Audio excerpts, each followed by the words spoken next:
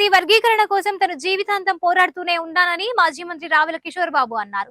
శుక్రవారం మీడియా సమావేశంలో మాట్లాడుతూ ప్రధాని నరేంద్ర మోడీ రాష్ట్రంలోని ఎన్డీఏ కూటమి వర్గీకరణకు సానుకూలత వ్యక్తం చేస్తున్న నేపథ్యంలో తను వైసీపీ పార్టీకి రాజీనామా చేస్తున్నట్లు తెలిపారు. భవిష్యత్తులో ఏ రాజకీయ పార్టీతో ఉంటానో త్వరలోనే తెలియజేస్తానని కిషోర్ బాబు స్పష్టం చేశారు. అందరికీ నమస్కారం. మొదటి నుంచి కూడా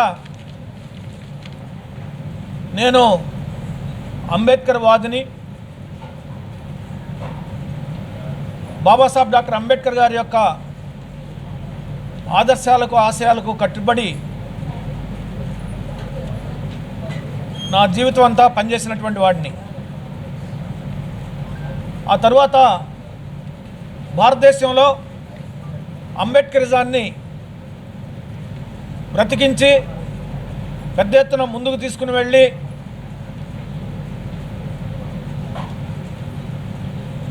మరో అంబేద్కర్గా పేరొందినటువంటి మాన్యశ్రీ కాన్షీరామ్ గారి దగ్గర నేను 4 సంవత్సరాలు పనిచేసిన విషయం కూడా మీలో చాలామందికి తెలుసు. అంబేద్కర్ వాదినైనటువంటి నన్ను, కాన్షీరామ్ గారి శిష్యుడైనటువంటి నన్ను 2014లో నాకు దైవ సమానులైనటువంటి శ్రీ నారా చంద్రబాబు నాయుడు గారు రాజకీయాల ద్వారా ప్రజాసేవ చేయటానికి నన్ను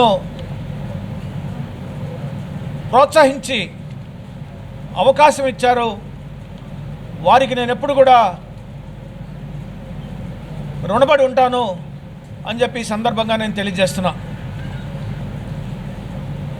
ఆంధ్రప్రదేశ్ రాష్ట్రం ఏర్పడిన తర్వాత ఈ రాష్ట్రానికి తొలి సాంఘిక గిరిజన శాఖ మంత్రిగా నాకు అవకాశం ఇచ్చి సమర్థవంతంగా చిత్తశుద్ధితో పేదలకు సేవ చేయడానికి కూడా చంద్రబాబు నాయుడు గారు నాకు అద్భుతమైనటువంటి అవకాశం ఇచ్చారు. ఆయనకు నేను మరొకసారి కృతజ్ఞతలు తెలియజేస్తున్నా. అయితే దురదృష్టవశాత్తు కొన్ని కారణాల వల్ల తెలుగుదేశం పార్టీలో నేను కొనసాగలేకపోయాను. అందుకు నేను ఎప్పుడు కూడా బాధపడుతూ ఉంటా.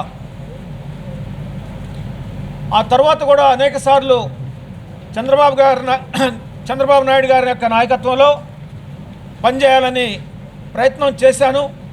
కానీ దురదృష్టవశాత్తు విజయం కాలేదు.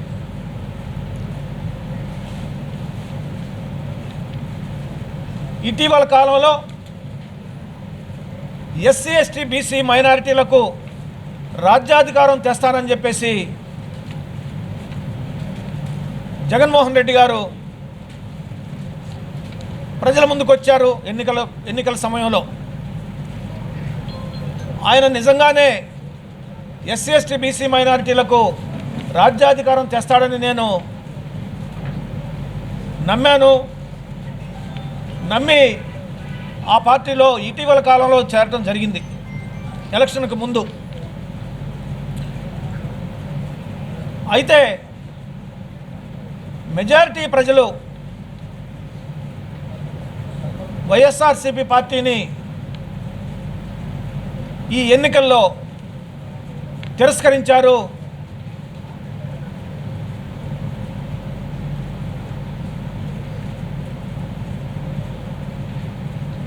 ఎస్సీ ఎస్టీ బీసీ మైనారిటీలు కూడా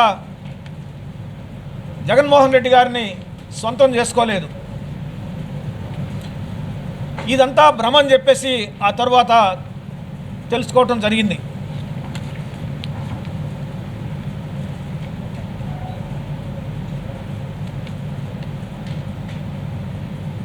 అయితే ఈ రాష్ట్రం అభివృద్ధి జరగాలి అంటే అధికంగా సంక్షేమం పేద ప్రజలకు అందాలి అంటే అది నారా చంద్రబాబు నాయుడు గారి ద్వారానే సాధ్యం అని చెప్పేసి మెజారిటీ ప్రజలందరూ కూడా